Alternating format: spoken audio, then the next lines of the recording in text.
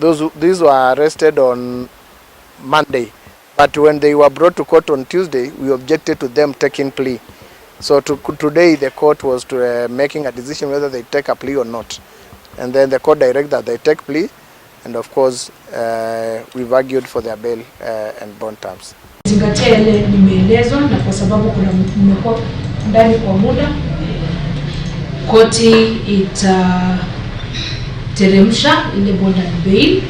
Kila wale ambao wamesalia ndani, wale ambao walikuwa wamelipwa zao zitabaki vile, wale ambao wamesalia yao ndio nina review, na kwamba kwa sasa mtaachiliwa kwa dhamana ya 20,000 na msimamizi mmoja, ama mlipe pesa taslimu 5,000 na msimamizi mmoja.